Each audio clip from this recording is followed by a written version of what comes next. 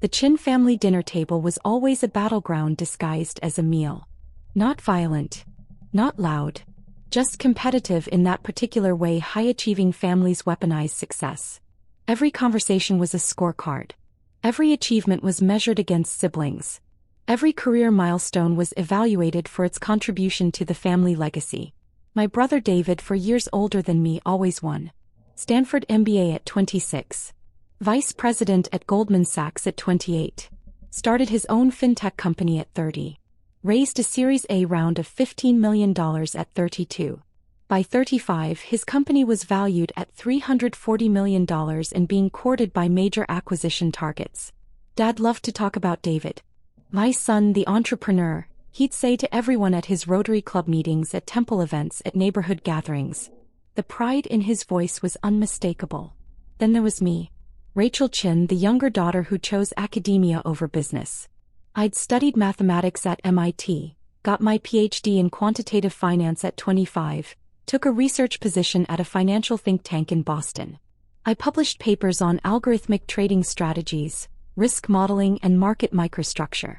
My work was cited in academic journals and occasionally by financial professionals, but it wasn't the kind of success that impressed at family dinners. Rachel's very smart, Mom would say carefully. Very academic. She does research. The implication: smart but not successful. Academic but not practical. Respectable but not impressive. David made it explicit at every opportunity. At my 28th birthday dinner, when I mentioned a paper I'd published in the Journal of Financial Economics. That's great, Rach. I'm sure all 12 people who read academic journals are very impressed. When I got promoted to senior researcher at 30, senior researcher. That's like, what, $120,000 a year? I spend that on my car lease. When I explain my work on market inefficiency detection algorithms, theoretical stuff. Let me know when you do something that makes actual money. Dad would chuckle and change the subject. Mom would give me sympathetic looks that somehow made it worse. Nobody ever defended me. Nobody ever suggested that David's constant belittling was inappropriate. The message was clear. David was the successful one. I was the smart one who'd chosen a less valuable path. What they didn't know, my academic research, was a cover. Yes, I did publish papers. Yes, I worked at the think tank. But my real work happened in the 12 hours a day they never asked about. I'd been building proprietary trading algorithms since my PhD dissertation. Sophisticated programs that identified market inefficiencies and executed trades in microseconds. At 26, I'd licensed my first algorithm to a hedge fund for $2 million plus 3% of profits generated. It made them $47 million in 18 months. At 28, I launched my own quantitative trading fund, RCM Capital, named with my initials. Started with $5 million of my own money from algorithm licensing fees. Grew it to $40 million in 2 years through consistent 40% plus annual returns. By 32, I was managing $480 million across 17 institutional clients. My algorithms were some of the most sophisticated in the industry. My fund had never had a losing year. My personal net worth was $156 million. I lived in a modest condo in Cambridge, drove a 10-year-old Honda Civic, wore clothes from Target and Uniqlo. I published academic papers and worked at my think tank job, which paid $180,000 annually and required maybe 15 hours a week of actual work. My family assumed that salary was my only income. They assumed I was scraping by in expensive Boston, probably accumulating debt, definitely not building wealth. Let us know if you need help, Mom had said once after David bought his third investment property. Your father and I know Boston is expensive. We can send you something to help with rent. I'm fine, Mom. Are you sure? We don't want you struggling while David does so well. I'm not struggling. She'd patted my hand sympathetically, clearly not believing me. The dynamic crystallized at David's Series B celebration dinner 2 years ago. He'd just raised $85 million in new funding, valuing his company at $340 million. The entire family gathered at an expensive restaurant in San Francisco. Parents, grandparents, aunts, uncles, cousins. David stood to make a toast. This is what happens when you understand business. When you take risks. When you build something real instead of hiding in academia theorizing about markets you're too afraid to actually trade in. He'd looked directly at me on that last part. Everyone had laughed, clinked glasses, congratulated David on his brilliant insight. I'd smiled and sipped my wine and said nothing. What I didn't say, I'd been watching David's company carefully. The financials were concerning. Revenue growth was slowing. Customer acquisition costs were rising. Burn rate was unsustainable. The Series B valuation was inflated, based on projections that were increasingly unrealistic. But I wasn't invited to comment. I was just the little sister who didn't understand business. 3 months ago things got worse. David's company needed a bridge round. The Series B money was running out faster than projected. They needed $30 million to reach their next milestone. A major enterprise contract that would validate their business model and position them for Series C or acquisition. David was confident. We've got investors lined up. 3 term sheets already. This is just a formality. At Sunday dinner he explained his strategy. The technical details, the investor negotiations, the timeline. Dad listened intently, asked insightful questions, praised David's business acumen. I listened quietly from my end of the table. What about you, Rachel? Aunt Linda asked politely. How's your research going? It's fine. Working on some new market efficiency models. That sounds complicated, she said in the tone people use when they're not actually interested. It's pretty technical. Leave finance to the experts, David interjected, laughing. Rachel's job is to write papers about what we do. She doesn't actually do it. Dad chuckled. She doesn't understand business like you do, son. Different skill sets. Both valuable in their own way. Sure, David agreed magnanimously. Someone has to be the academic. Not everyone has the stomach for real-world pressure. I cut my chicken into precise pieces and said nothing. Though I will say, David continued, warming to his topic, academia is kind of a cop-out. You get tenure, you're basically unfireable. No risk, no pressure, just publishing papers nobody reads. Must be comfortable. I don't have tenure, I said mildly. But you will eventually, right? That's the whole academic career path. Get to a safe position where you can coast. That's not really how it works. Close enough. He turned back to Dad. Anyway, about the bridge round, Goldman is leading. They love our metrics. The conversation moved on. Nobody asked follow-up questions about my work. Nobody wondered why I seemed unfazed by David's constant dismissal. Nobody considered that my quiet acceptance might mean something other than defeat. 2 weeks later, I got a call from James Wu, my attorney and the managing director of RCM Capital's operations. We've been approached by a fintech company seeking emergency financing, he said. David Chen's company, actually. They're looking for $30 million bridge funding. Their previous commitments fell through. All 3 term sheets? Apparently. Market conditions shifted, investors got cold feet, suddenly everyone's risk-averse. They're desperate. How desperate? They'll be insolvent in 45 days without new capital. They're reaching out to anyone who might write a check. I pulled up David's company financials on my screen. I'd been monitoring them quarterly through public filings and some discrete information requests. The picture was worse than I'd thought. Monthly burn, $4.7 million. Current runway, 6 weeks. Revenue growth, flat for 3 quarters. Customer churn, accelerating. The enterprise contract they were counting on had been delayed indefinitely. What are they offering? I asked. $30 million for 25% equity plus 3 board seats. They're also offering aggressive warrant coverage and downside protection. They're basically giving away the company to whoever will save them. What's your assessment? Honestly, it's a bad deal. The company's fundamentals are weak. They're burning cash to fuel growth that isn't happening. Management is overconfident and not addressing core problems. I'd recommend passing. And if we wanted to take the deal anyway? Then we'd have significant control. 3 board seats out of 7. Major decision authority. We could force strategic changes, cut burn rate, actually fix what's broken. Send me the term sheet. I'll review it. I spent 3 days analyzing every aspect of David's company. The product was good, actually quite innovative. The team was talented.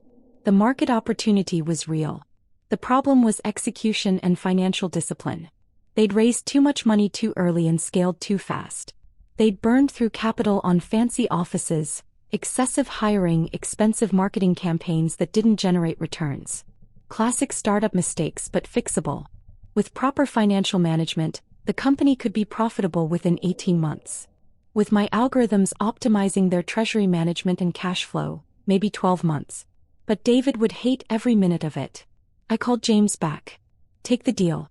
Structure it so RCM Capital gets operational oversight on all financial decisions over $100,000. I want monthly board meetings and full transparency on metrics. You're going to take control of your brother's company? I'm going to save it. Whether he appreciates that is his problem. He's going to figure out you're behind RCM Capital. Eventually. But let's let that be a surprise. The term sheet went out on Friday. David's company had until Monday to accept or reject. That Sunday we had family dinner. David looked stressed in a way I'd never seen. The confidence was cracked, the swagger diminished. Everything okay? Mom asked. Fine. Just some fundraising complications. Nothing I can't handle. I thought you had investors lined up? Dad said. Market conditions changed. People are more cautious now. But we've got other options. What kind of options? Private equity firms, family offices, institutional investors. We're evaluating several proposals. I'm sure you'll close something great, Dad said confidently. You always do. David nodded but didn't meet his eyes. I ate my salmon quietly. How's the research world, Rachel? Uncle Tom asked, making conversation. Busy. Lots of interesting projects. Still writing papers? Among other things. Must be nice having a stable job, David said, some of his old condescension returning. Not having to worry about fundraising or keeping a company alive or real business pressure. It has its advantages, I agreed. I couldn't do it. I need the excitement, the challenge, the high stakes. But I respect that some people prefer safety. I smiled and said nothing. Monday morning, David's company accepted RCM Capital's term sheet. They had no choice. It was that or bankruptcy. The $30 million wire transferred Tuesday afternoon. By Tuesday evening, I had full board access and visibility into every aspect of the company's operations. It was worse than I'd thought. They'd been cooking the books slightly, not fraudulently, but optimistically interpreting metrics to look better to investors.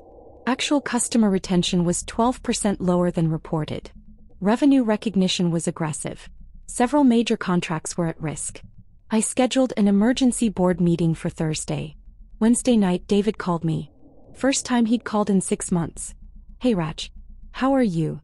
I'm fine. What's up? I wanted to let you know, we closed our bridge round. Got a great investor, really sophisticated financial firm. RCM Capital. Have you heard of them? I might have read about them somewhere. They're apparently really good. Quantitative trading background, strong financial discipline. Exactly what we need to get to profitability. That sounds positive. Yeah, Dad's thrilled. He's telling everyone his son closed a major funding round even in a tough market. Proving again that I know what I'm doing. Congratulations. Thanks. Anyway, I have my first board meeting with them Thursday. Should be straightforward. They seem pretty hands-off from the term sheet. Good luck with that. I don't need luck. I know what I'm doing. Unlike some people who just theorize about business. He'd laughed and hung up. Thursday at 10 a.m., I walked into the board meeting at David's company headquarters in San Francisco. I'd flown in the night before, staying at a modest hotel near the airport. I wore a Loro Piana suit I'd never worn around my family. Carried a Val Extra briefcase. Looked every inch the successful investor I'd always been but never shown them. The conference room was on the top floor. Floor-to-ceiling windows overlooking the bay. Expensive furniture, catered breakfast, all the trappings of a well-funded startup. David was already there with his CFO and CEO. He was laughing at something, confident in his element. He looked up as I entered. His smile froze.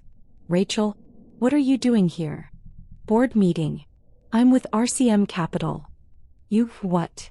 I took a seat at the table, opened my briefcase. RCM Capital. Your new majority investor. I'm the founder and Didn't they mention that? His face went through several colors. This is a joke. It's not. Here's my identification, corporate credentials, and documentation showing my role. I slid the documents across the table. His CFO picked them up, examined them, looked up at me with dawning horror. This is legitimate.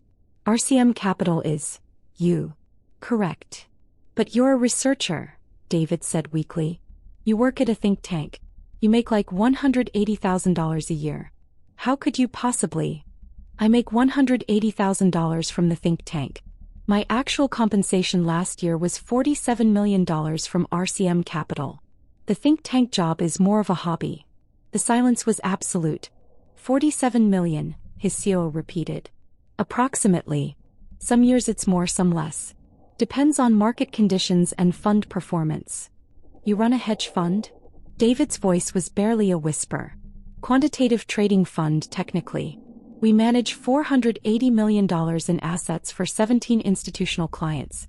Consistent 40% plus annual returns for 6 years. We're fairly well known in certain circles. I've heard of RCM Capital, the CFO said slowly. Everyone in finance has.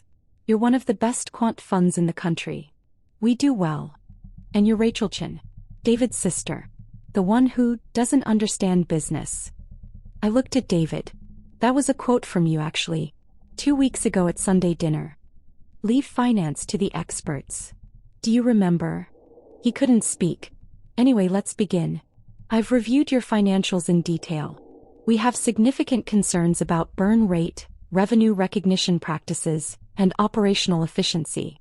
I've prepared a restructuring plan that will cut monthly expenses by 35% and position you for profitability within 12 months. You can't restructure my company, David found his voice. I can absolutely restructure this company. RCM Capital holds 25% equity and 3 board seats. Combined with the other board members' concerns about current performance, we have voting control on any major decision. That's how corporate governance works. This is revenge.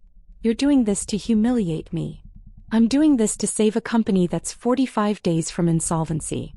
Whether you feel humiliated is irrelevant to the business case. I open my presentation.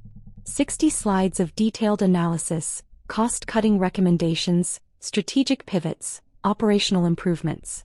I walked them through it for 90 minutes. Every question they asked, I had data to answer. Every objection they raised, I had solutions for. By the end, even David couldn't deny the logic. His company was dying. My plan would save it. His ego was the only casualty. How long have you been doing this? He asked finally. Running a hedge fund. Making millions. Being this person. Since I was 26. 8 years. And you never told us? You never asked. You spent 8 years telling me I didn't understand business, that I was hiding in academia, that I'd chosen the safe path. I saw no reason to correct your assumptions. Why save my company then? If we treated you so badly, why not let it fail? Because the company is good. The product is innovative, the team is talented, the market opportunity is real. You're bad at financial management, but that's fixable. I'm not here for revenge. I'm here because this is a good investment. Everything you're proposing, cutting staff, eliminating perks, reducing marketing spend, it's going to destroy morale. It's going to create a sustainable business. Morale in a bankrupt company is 0. Morale in a profitable company with actual job security is high. You're confusing luxury with necessity. His CEO nodded slowly. She's right, David. We've been burning money on things that don't drive growth. This plan is aggressive but sound. You're siding with her? I'm siding with keeping my job. And this is the only plan I've seen that makes that possible. The board voted on the restructuring plan. 5 votes in favor, 2 against. It passed. David stared at the table, his perfect confidence completely shattered. I'll send implementation details by tomorrow, I said, packing my briefcase. We'll meet monthly to track progress. I expect full transparency on all metrics. Real numbers, not the optimistic interpretations you've been showing investors. This is going to kill the company culture, David said weakly. The company culture is already toxic. You've built an environment where spending money equals success, where profitability is somehow beneath you, where fundamentals don't matter because you can always raise more money. That culture was going to kill this company. I'm just forcing you to grow up faster than you wanted to. I stood to leave.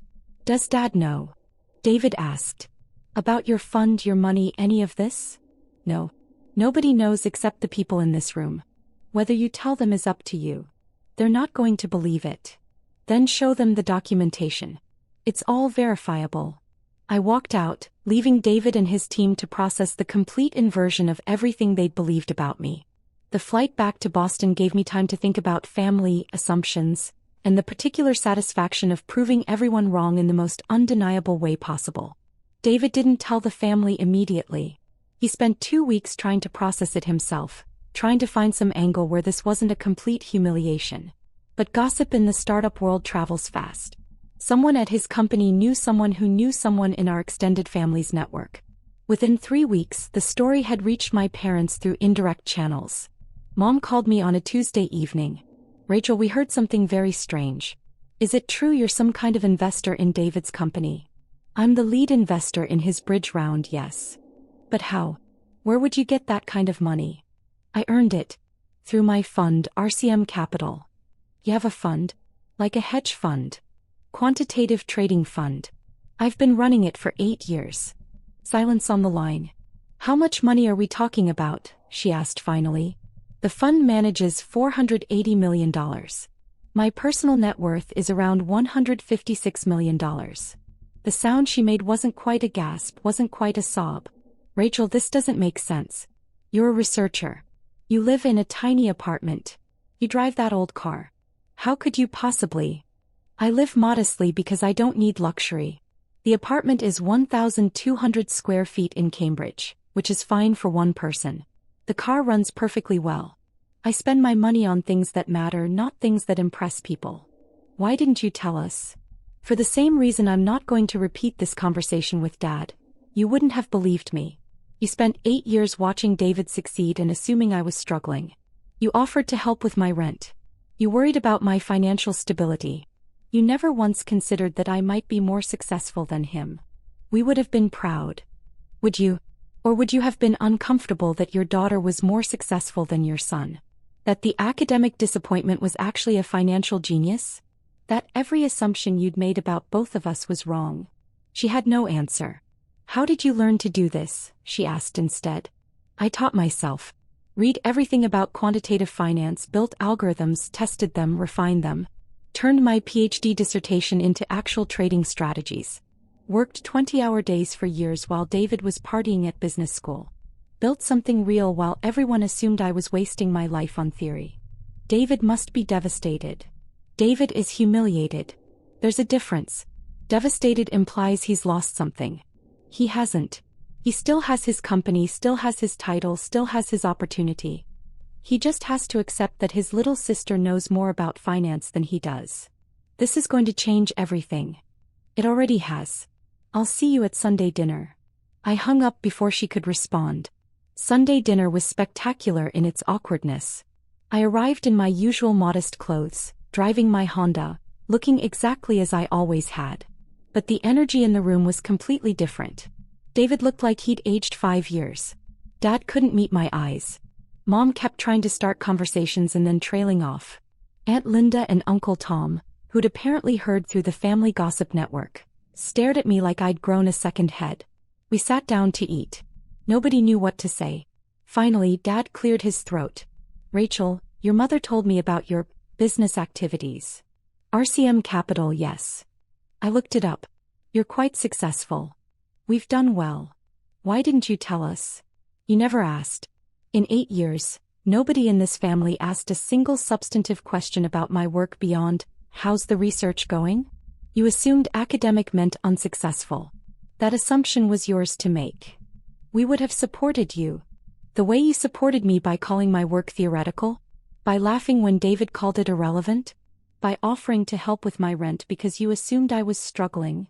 He had no response. I turned to David. How's the restructuring going? His jaw tightened. Fine. We've implemented most of your recommendations. And you were right. Burn rate is down 37%.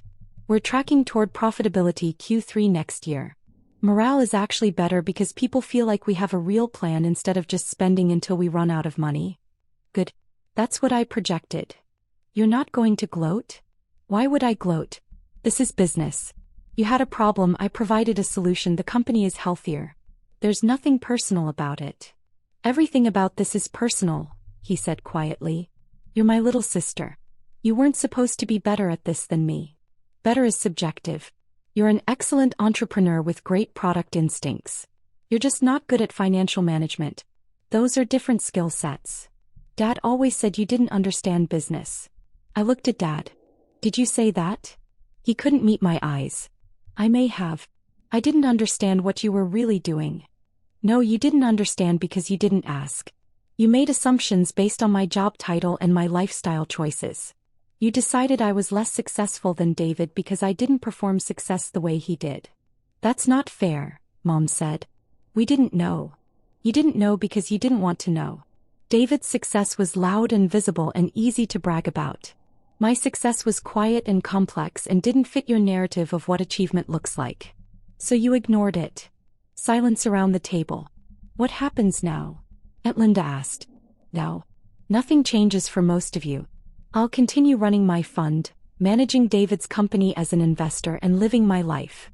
David's company will hopefully become profitable and eventually exit successfully. Everyone wins.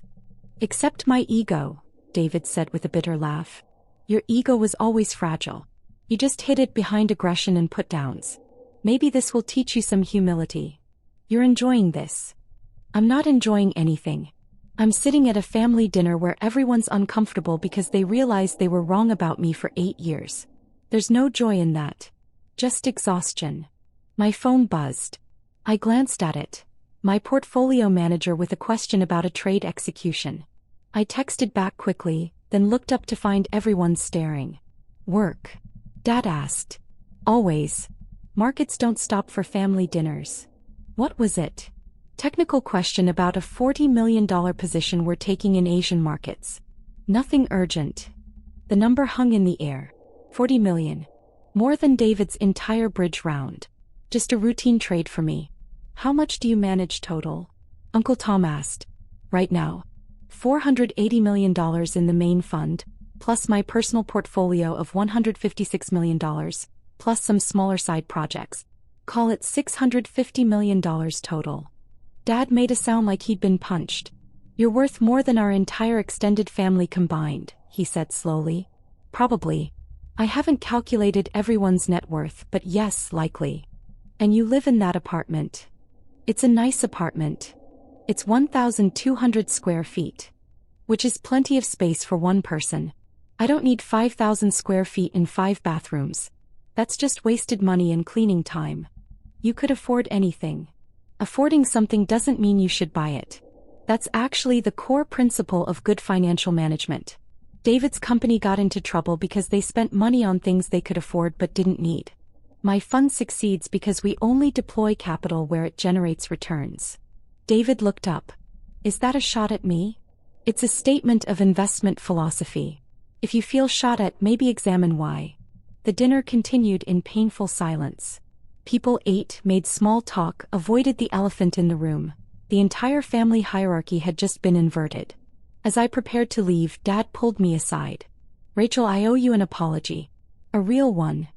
Okay. I dismissed your work, your intelligence, your capabilities.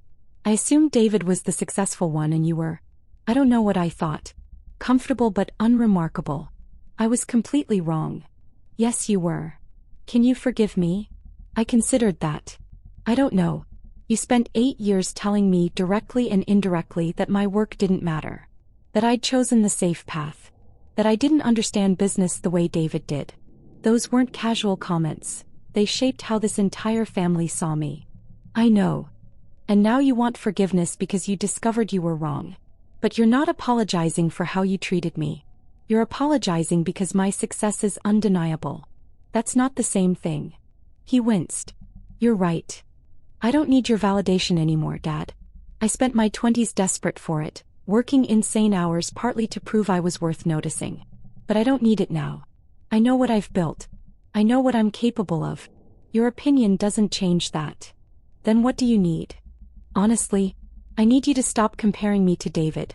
I need you to accept that we're successful in different ways, that my quiet approach doesn't mean I'm less than him. I need you to actually ask about my work instead of assuming you know what it is. And I need you to acknowledge that your assumptions about me were not just wrong but harmful. I can do that. I will do that. We'll see.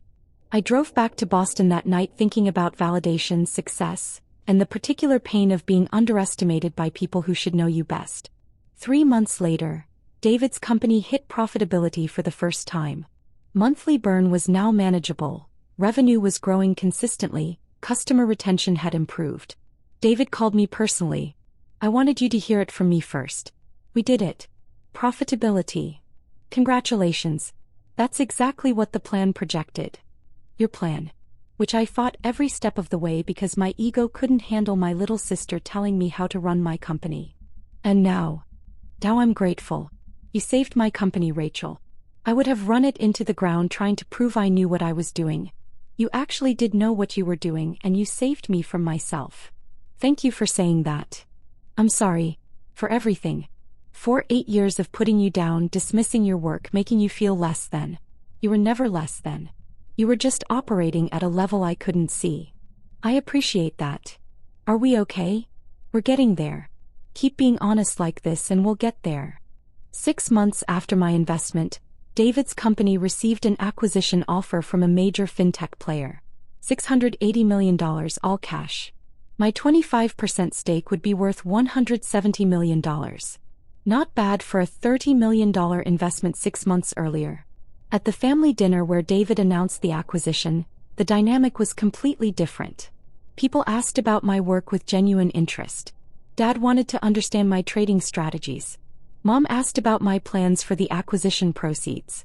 Aunt Linda asked if I'd consider managing some of her retirement portfolio. David raised his glass. I want to make a toast. To Rachel, who saved my company when I was too stupid and too proud to save it myself. Who's proven that quiet success is just as valid as loud success. Who's taught this family that we don't know everything and that's okay. Everyone drank.